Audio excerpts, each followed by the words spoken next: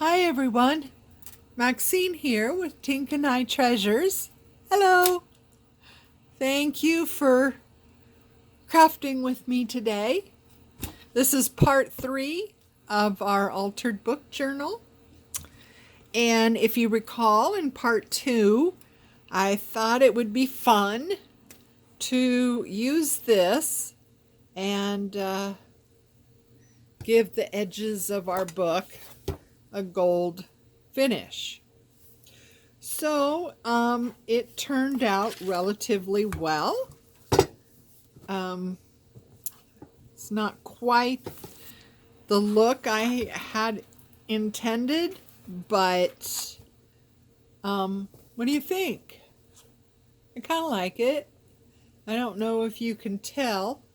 It does have a little bit of a glint to it.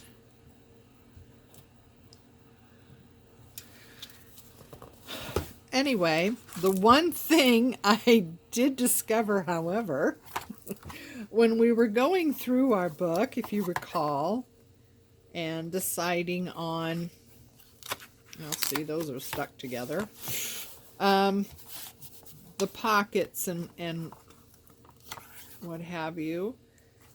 If you recall, we made a couple of side pockets where pages were stuck together and we had, the pocket coming in from the side here. Well, here's one. So, in doing this, it stuck these together. And I really had a hard time even finding where these were. So lesson learned there. Got some coming undone here. Lesson learned there. Maybe if you want to put some kind of color on the edges of the papers, and it doesn't have to be gold. I mean, it could be any color you want. I would say do that prior to doing some of this stuff, gluing pages together, because yeah, you can't. It's hard to find them. I have another one here somewhere. The only way I could find them was to feel the paper and think, okay, that's really thick, so that must be the two that make the pocket. There's the other one. So yeah, I felt that and thought, oh, that feels a little thick. I think that's where a pocket is. And it was a matter of trying to... Anyway, lesson learned. If you want to decorate the edges of the paper, do it before you do that. All right, so now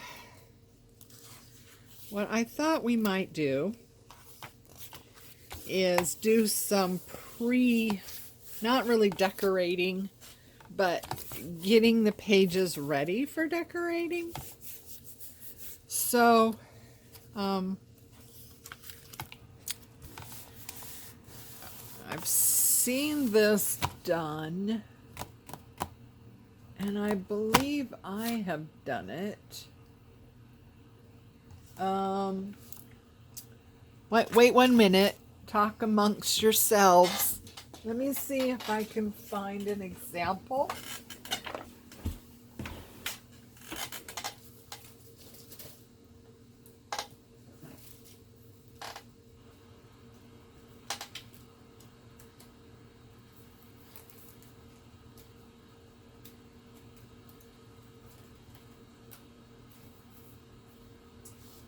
Oh, I guess it might... if I've already put it in the Etsy shop, then I wouldn't have it right here on my shelves. Because everything that goes onto Etsy is kind of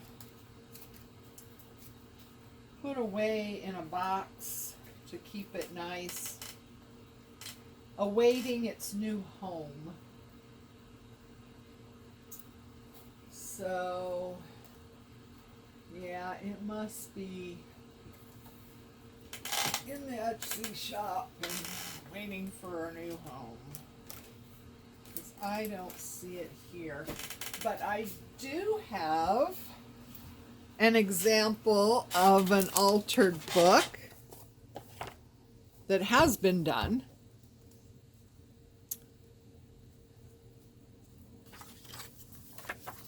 And yeah, this one is ready to go into Etsy. It hasn't yet. I got envelope with some postcards in it for journaling.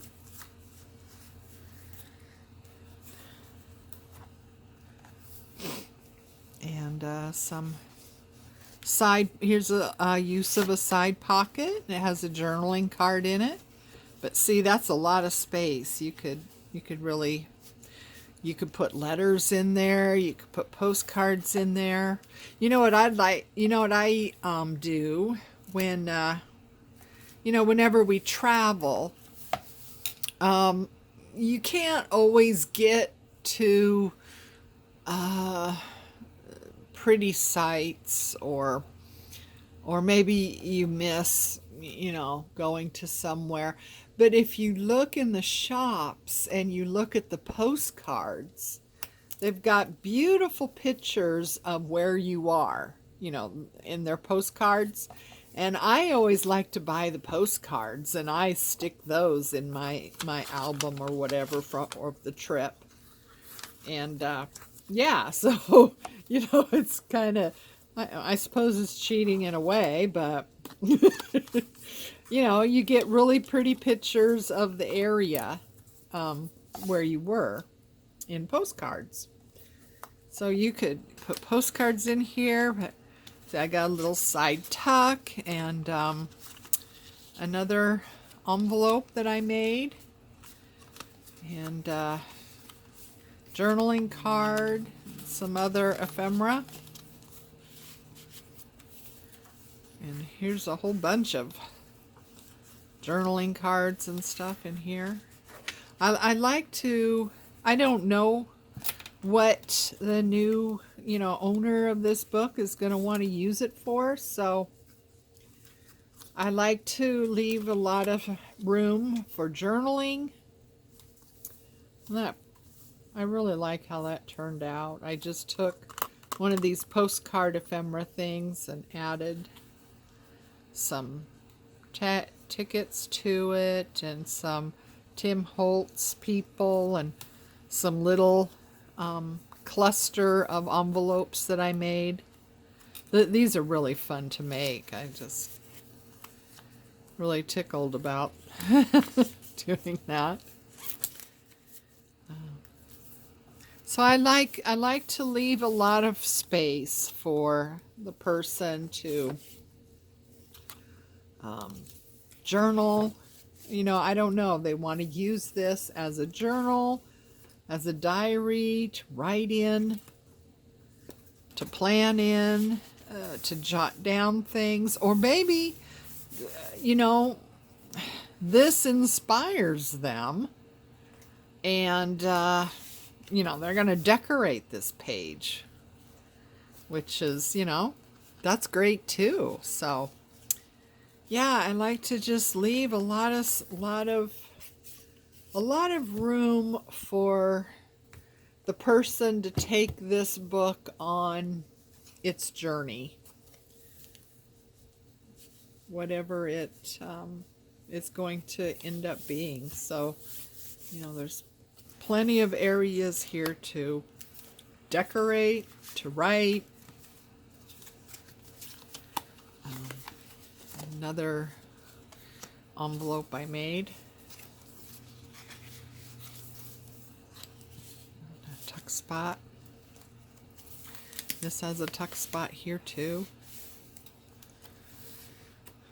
Isn't this beautiful paper? I really like it. There's another envelope. I'm really into envelopes. A little cluster. There's a lot of journaling spot. Big tags.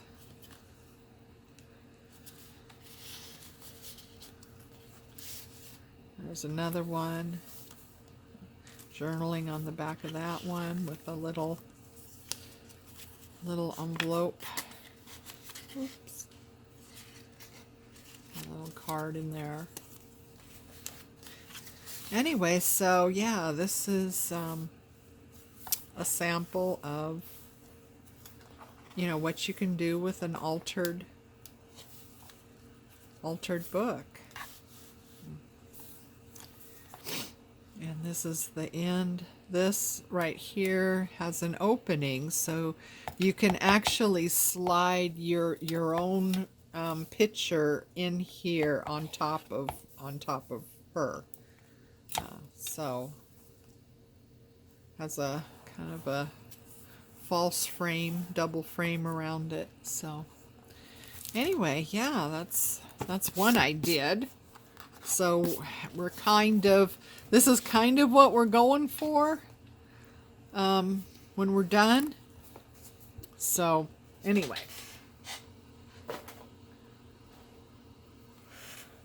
So on this one, I was thinking about getting some of these pages ready to decorate, and I was wondering about, I've seen this done, and I know I have one that I have done a little bit of this in, but okay, so this is economy gesso, and I'm pretty sure I picked this up at Walmart. So we'll just see what it does. I had some really good artist gesso, but I have gone through and used it, so I'm not sure. This stuff was relatively inexpensive, and I don't know. Inexpensive is in my mind, is kind of a double-edged sword. It's like, yay, I would rather spend $4 than $8. But at the same time, I think, well, is it any good? Is it going to do what I want it to? So, you know. So, there's that. Of course, that's going to have to dry.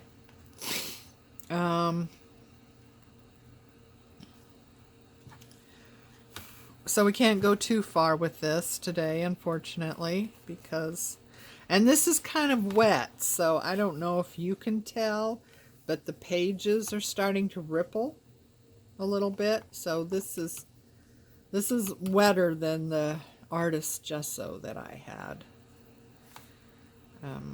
Because yeah, I don't know if you can, yeah, you can see that the pages are starting to ripple. Hopefully that'll calm down once it dries, but I don't know. So we don't like that.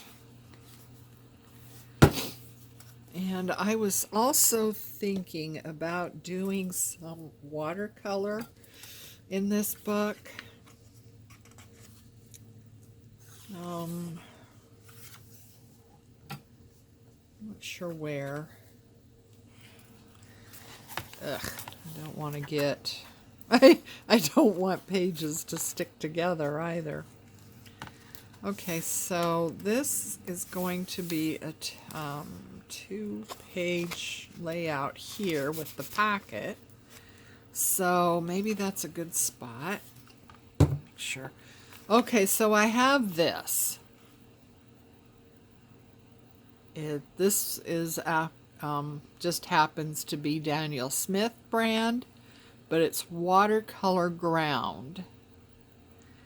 And what watercolor ground does is you can put it on any kind of paper, and once it's dried, you can watercolor. See, that's starting to stick together. So you can watercolor on it once it's dried. Gesso is mostly used by oil painters. They get a raw canvas, and they'll put a layer of gesso over it for oil painting. But it's, you know, it's good for just covering up things too. But and I have watercolor painted on gesso before. It's a little tricky.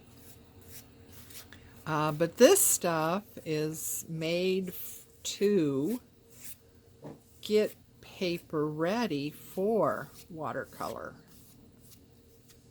So that's something we'll do at a later part in this series. But I just want to I'm putting a relatively thin coating on here. This stuff is pretty expensive, if I recall. This is a kind of a small container, so it's relatively expensive, although it might be the brand name that made it expensive too. This is 4 ounces. So, yeah, it might be the brand name that made it expensive. I don't know. I haven't looked to see if you can get maybe Cheap Joe's. Cheap Joe's is a great place to shop online.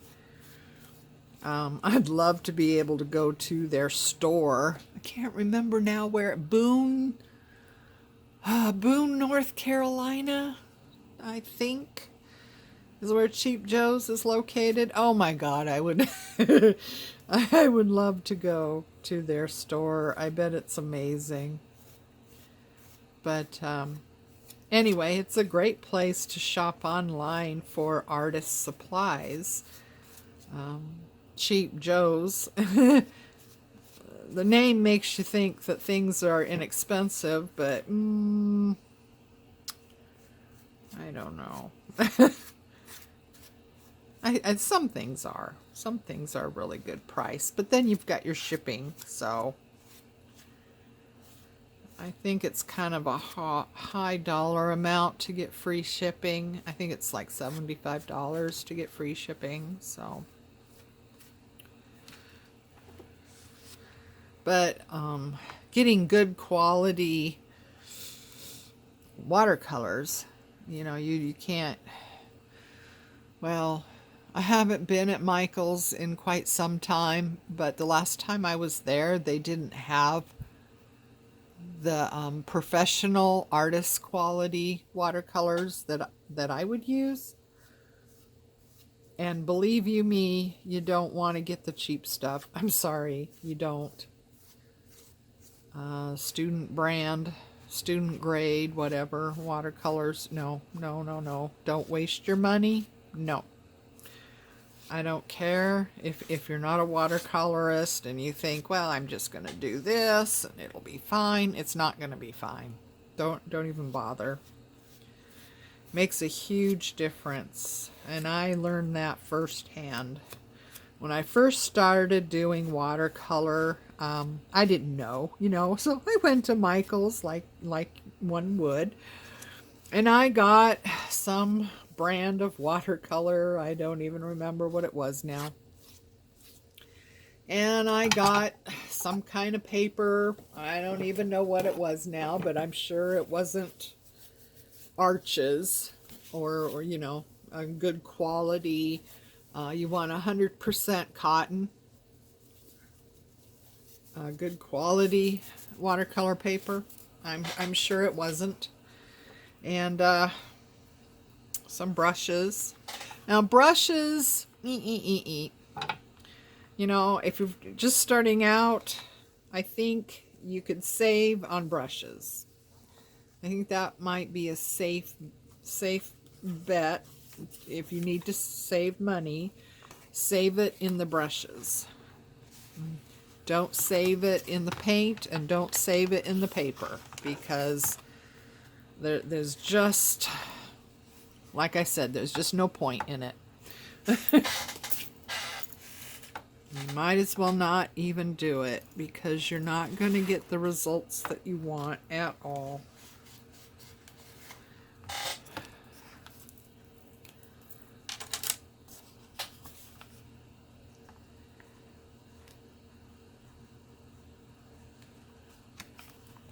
Oops.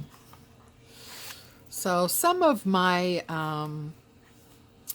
I make not only the journals and the junk journals, but I also do hand binding. I make books, watercolor, books with watercolor paper or sketching paper in them. And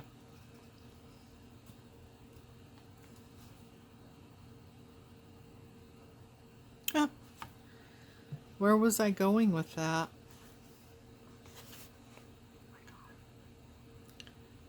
I'm sorry. I don't even know where I was going with that.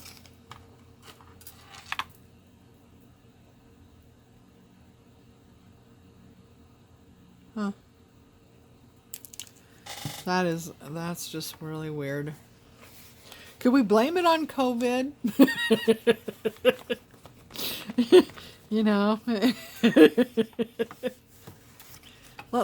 Let's blame it on COVID. Let's not have any discussions about my age or anything like that.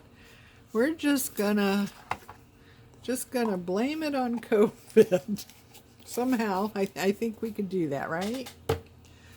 Anyway, I don't know where I was going with that line of discussion. Dang, that really bugs me.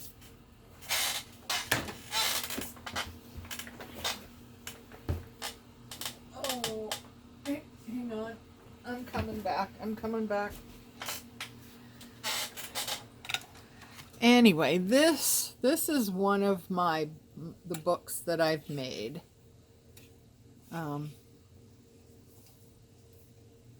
And this is watercolor paper in here. It's 100% cotton. It's got the deckled edges. I love those. And it's 140-pound arches. I'm pretty sure it's arches. 140 pound. And it's all just pristine watercolor paper. And I thought that turned out really pretty. What do you think? Anyway, I was hoping that would help me remember what I was going to talk about, but nope, it's not happening. So we'll just move on. Maybe coffee will help.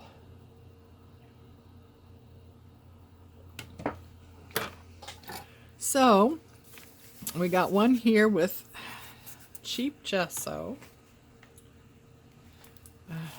I hope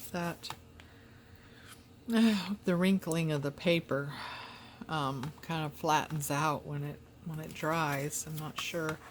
See, now the watercolor ground is not doing that to the paper as much. We covered that whole thing, so I'll have to think about what I want to paint there. But it's definitely going to be a watercolor page. Oh, that's what I was going to say. I remember now. Anyway, some of my watercolor books that I have for sale on Etsy, like the one I just showed you, they actually have an original watercolor of mine as the cover. That's what that's where I was going with that. Some of them actually have an original watercolor that I used as the cover, because you can't frame them all. My house, every wall is, it's like a gallery. And every wall is pretty much covered in my artwork. I've sold a lot of watercolors, been in some shows. But yeah, you can't frame them all, and some of them, you know, they didn't really turn out to where I wanted to frame them, but you know, they weren't bad either. And one day I was looking at them, and I kind of, you know, kind of did, because most of my paintings are quite large. So I kind of, you know, did this kind of thing with them, and I thought, oh, I could use that little part there. That would make a really pretty cover. So that's what I started doing. Anyway, so that one's drying. This one's, well, that's pretty dry, although it could still stick to stuff if we're not careful. So that one is drying. And I got one more thing we can try to see how this turns out. And this is just white acrylic paint.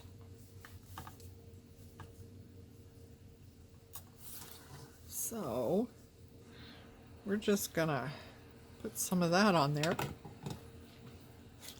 Yeah, what I'm doing here is kind of covering the words on the page, but not 100%, not solid, you know, just, you know, kind of a light covering. And then, you know, when we go to decorate, you know, a page like this might lend itself well to, you know, like a collage or something. That's what I was thinking anyway, that you could do like some kind of collage, you know, so it doesn't need to be covered entirely and solid, you know. Seeing the words come, you know, peek through a little bit is fine. I wish it was, you know, a neater font, you know, a really pretty font or something like that. That would be cool. But I don't suppose you could find something like that at the dollar store. But let me know, you know, what you find at the dollar store, Dollar Tree, Dollar General, Dollar, or I don't know. I don't suppose books you buy at Walmart would be cheap. Although there is, you know, like the Goodwill, Salvation Army stores, your local charity shop, thrift store. I like those. Those are my favorite. There's one that's in a town, oh, what is it, about 15 miles from here. And they have a thrift store that is actually the profits actually go to the Humane Society, which I really like that. All my pets have come from the Humane Society. They've all been adopted. I've not bought any animals from a breeder or anything like that.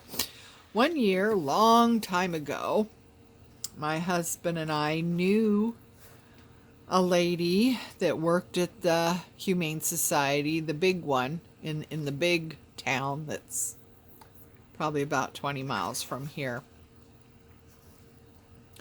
And they had a explosion in the cat population. And she just begged us, you know, she says, you know, could you come down and take a look, you know, maybe you'll find, you know, a forever pet or something. And we said, sure, we'll come down and look. I'm pretty sure we already had a cat or two. But we went down there, and I walked into the kitten area, and this one cat caught my eye, and oh my God, somebody had cut off its whiskers, so it was abused. It was, I want to say, 12 weeks old. Is that right? 12? No, it had to have been older than 12 weeks. Well, maybe not. Maybe 12 weeks, 3 months. Anyway, so it didn't have any whiskers, but it had the bluest eyes you've ever seen. And it was white, but it had kind of a flame tip on the ears and the end of the tail. And it didn't really have a Siamese face, but it looked like a flame point Siamese, you know. So I got it, and I gave it to my husband, and I said, you know, hold on to this one. I'm pretty sure this is the one. But, you know, I want to know what all my options are, you know. So, of course, I had to walk around and look at all the other kitties, and they were all adorable. I mean, you know, come on, kitties. There's no ugly kitty. They were all adorable, but this one, you know, there was a spiritual connection type of thing, you know. So we ended up getting that cat, and on the way home, it was in a little, you know, transfer box, and it was just crying and crying and crying. And I tried so hard, you know, saying, it's going to be okay. It's going to be okay. You're going home now. And, you know, it was just crying and crying. And, you know, most cats don't travel well. And I happened to, and this was, like I said, years ago. And I had a CD in the car, I think, or maybe it was a tape. I don't even remember now, but it could have been a tape. Kenny G. You're not familiar. It's instrumental saxophone, I think he plays. Anyway, I put in Kenny G, and this cat just went silent, stopped crying, and just went silent. And I thought to myself, tempo. Tempo means a basic element of music. And so that's what his name was, Tempo. And we got him home, and he got sick. Turns out that upper respiratory disease that cats can get, especially in situations of like kennels, like, you know, humane societies and stuff. Well, you know, they all got sick, and we took Tempo to the vet and got him some medicine, and you know, he got better, and he was such a little love. He loved the medicine. And can you believe it? Trying to give cats medicine is... But he just loved it, you know, and he would just suck on the, you know, he would just kind of hold the bottle with his little paws, and he would suck on it, you know, like a little baby when I was giving him his medicine. It was too cute. Anyway, he got better, of course. And then he started to grow. And he was just a little kitty, right? And he started to grow and grow and grow and grow. And before we knew it, we had a cat that was seriously from the tip of his nose to the end of his tail. He was 36 inches. Seriously, a yardstick long, right? And he grew to be about 32 pounds. Not an ounce of fat on him. His paws were the size of my 3 fingers put together. That's how large his paws were. And we ended up taking him to a neighborhood vet at some point. I don't know what it was for. And we asked the vet, do you have any idea what kind of cat this is? Because it was certainly not a flame point Siamese. And his fur had actually gone from this stark white to more of a champagne color. It was gorgeous.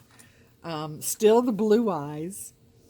And the vet said, oh yeah, this is a Maine Coon or a Maine Coon mix. And oh, he was totally the love of my life. He was such a little person. He really was. He was adorable.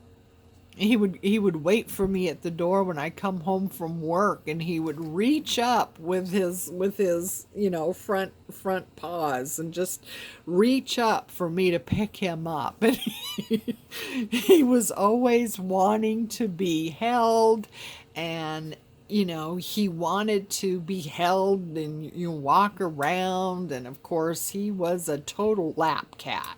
He's 32 pounds and he wants to be carried around. He was just the biggest little baby. He was just, oh my God, it broke my heart when he passed away. But we had him for 11, 12 years, and he was something. Anyway, boy, I don't know how I went down that road. But these are dry, so this is that inexpensive gesso, right? And this is the Daniel Smith watercolor ground. Okay, and then this one is the acrylic white. This definitely has a sheen to it where the other ones don't.